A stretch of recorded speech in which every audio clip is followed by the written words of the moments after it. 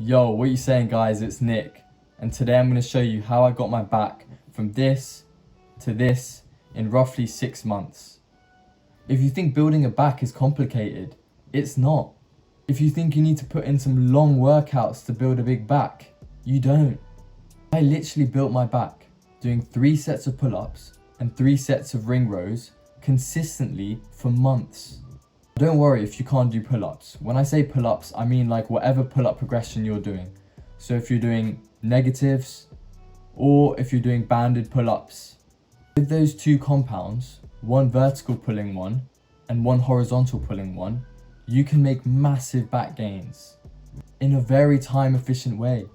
They are literally the building blocks of building a big back. Now later, I did add 3 sets of face pulls for some shoulder health and for some rear delt in there. Also, from time to time, I would just switch up the variation. I would do chin-ups instead of pull-ups, or I would just change the grip of the ring row, or I would just do 1-arm ring rows.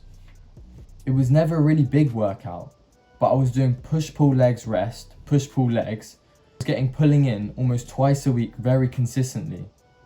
That's it, and I'll explain the format of my workout later, but most of my gains didn't come from doing a bunch of different variations, a bunch of different exercises, or doing a crazy amount of volume. It came from the power of consistency. And that is the #1 tip to build a big back. When we first get into training, I did the same. I would just constantly look for more and more.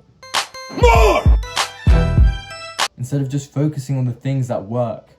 And that's some vertical pulling and some horizontal pulling. Like I always see, oh, here's the best scientific back workout. Bro, I don't care about the most scientific back workout. The best scientific back workout doesn't do shit if you're not consistent. And as a beginner, trying to do some 5 to 6 exercise pull workout is going to be really difficult for you to stay consistent. I care about your long-term growth, bro. I want you to keep going. I want you to have that demon back that's going to get you that girl you like. No, I'm joking, bro. Focus on your goals. But now moving on to a key part. Doing these basics extremely well. Do them with proper form, good rest times, and some good rep ranges. I'm talking full range of motion, fully extending your arms on the pull-ups, going all the way down, and then all the way back up with your chin over the bar, squeezing that back. And I don't mean extending your neck up loads to get your chin over the bar. Proper form will humble you, but it will give you the best progress possible. If you don't have good form, just use an easier progression and have perfect form and you'll progress so much faster. And soon you'll be doing pull-ups perfectly. Now for the pull-up progression, you're going to need more rest time. I'd use 3-minute rest times because if you don't, it's going to be difficult to get enough volume to grow. Now with the row, pulling from the back, not the arms. Really focus on pinching those shoulder blades and then going with the elbows.